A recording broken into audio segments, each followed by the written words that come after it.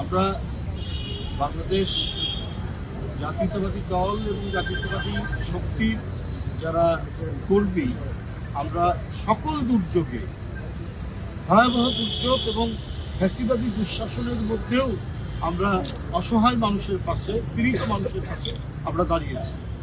যখন শেখ হাসিনা তার প্রবল প্রতাপ দিয়ে বিরোধী দল নিশ্চিহ্ন করার কর্মসূচিতে লিপ্ত, আমরা যখন কোনো কাজই, দলীয় কোনো কাজই আমরা করতে পারতাম না, এমনকি এই সামাজিক কাজগুলো, সমাজসেবামূলক কাজগুলো করতে তারা দিত না, পুলিশ এসে সেটাকে বানচাল করত।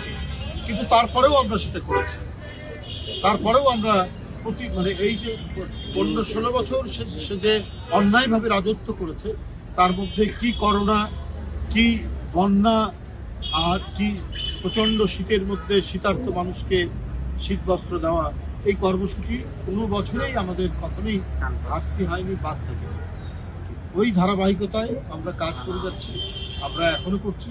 যদিও হাসিনার পতন হয়েছে, তবু আমরা সমাজের প্রতি যে দায়িত্ব, সেই দায়িত্ব থেকে জাতীয়তাবাদী শক্তির কেউ দূরে যায়নি।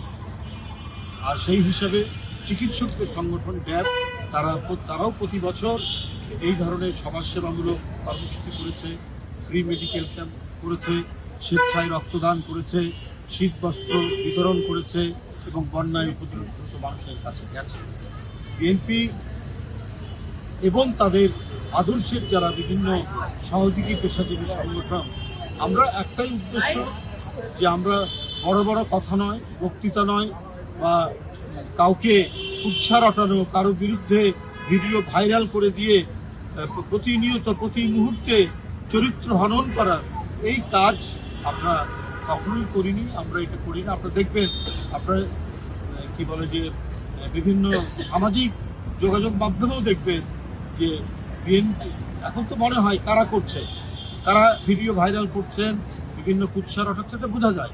আমাদের কিন্তু সেটা দেখবেন, আপনারা দেখবেন মানুষের সাথে সার্বক্ষণিক যে সংযোগ রাখা, যোগাযোগ রাখা এবং মানুষের সুখে দুঃখে তাদের পাশে দাঁড়ানো, এই কাজটাই করছে জাতীয়তাবাদী শক্তির লোকেরা।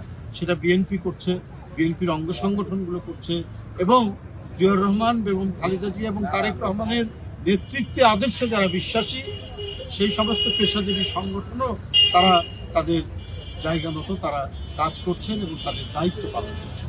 এটাই হচ্ছে আমাদের বড় দিক। বিশেষ করে জাতীয়তাবাদী শক্তি এই বৈশিষ্ট্যটা নিয়েই তারা কাজ করছে। আমরা কারো প্রতি বিষোদ্গার করি না, আমরা কারো বিরুদ্ধে উৎসাহ রটনা করি না। আমরা মনে করি যে রাজনীতি মানেই হচ্ছে সমাজসেবা, রাজনীতি মানেই হচ্ছে মানুষের কল্যাণ সাধন করা। এই ব্রত নিয়েই আমরা কাজ করে যাচ্ছি।